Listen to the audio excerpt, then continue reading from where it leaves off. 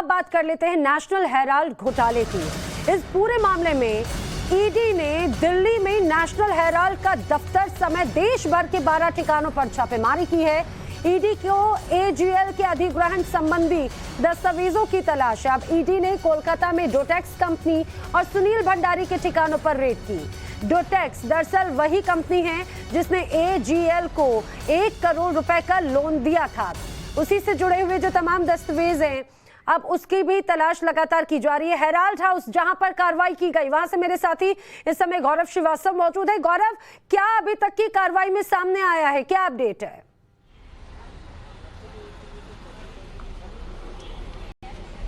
देखिए, दिल्ली की बात करें तो दिल्ली में जहां एसोसिएट जनरल लिमिटेड का ऑफिस है इस हेराल्ड हाउस के अंदर, और बताया जा रहा है कि उस एसोसिएट जनरल के ऑफिस में ईडी के अधिकारी मौजूद हैं। और सबसे बड़ी चुनौती जो इस पूरे मामले में रही है, क्योंकि अलग अलग जगहों पर संपत्तियां हैं, 12 जगहों पर एक साथ छापा मारा गया है।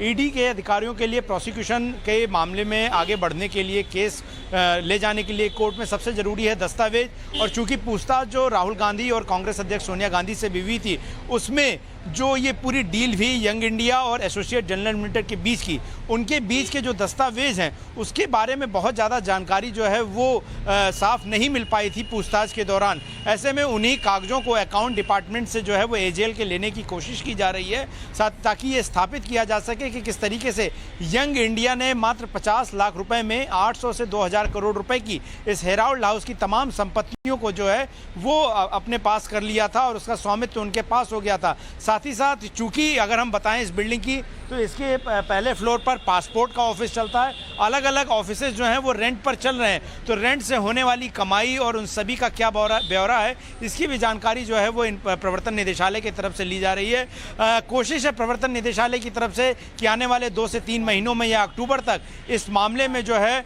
वो कोर्ट तक मामले को ले जाया जाए, ताकि इस मामले में ट्रायल जो है वो शुरू हो सके। क्योंकि अभी जांच के दौर में जो है ये पूरा हेराल्ड हाउस का जो घोटाला है, जो मामला है, वो कथित तौर पर जो है वो चल रहा है। और सबसे बड़ी मुसीबत यही है कि जो पूछताछ में पहले बातें सामने आई थी कि किस तरीके से मोतीलाल वोरा का नाम लिया गया कि वो सारी डील देखते थे, क्या राहुल गांधी और सोनिया गांधी व्यक्तिगत तौर पर इस पूरी डील में शामिल थे? क्योंकि जो ये कंपनी बनाई गई यंग इंडिया, जिसमें सबसे पहले 2 प्रमोटर सुमन दुबे और साथ ही साथ सैम पित्रोदा थे, और उसके बाद राहुल गांधी और सोनिया गांधी इसमें शामिल हुए और मेजर शेयर होल्डर बन गए तकरीबन 76% के। तो उनकी भूमिका क्या है?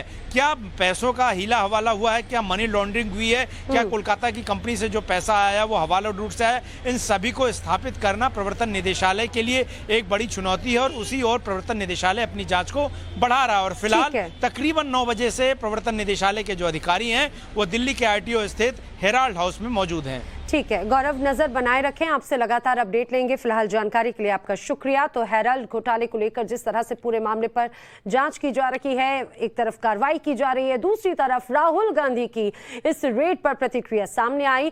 राहुल गांधी ने फेसबुक पर लिखा है कि ईडी की रेड जनता की आवाज को दबाने की कोशिश है।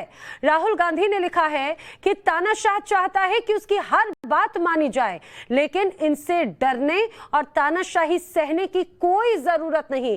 एक काफी लंबा पोस्ट राहुल गांधी की तरफ से लिखा गया। आपको बता दें, जिस तरह से राहुल गांधी का ये पूरा पोस्ट सामने आया, उनको लिखा है खुद को अकेला मत समझना, कांग्रेस आपकी आवाज है, आप कांग्रेस की ताकत, तानाशाह के हर फरमान से जनता की आवाज दबाने की हर कोशिश से लड़ना है आपके लिए।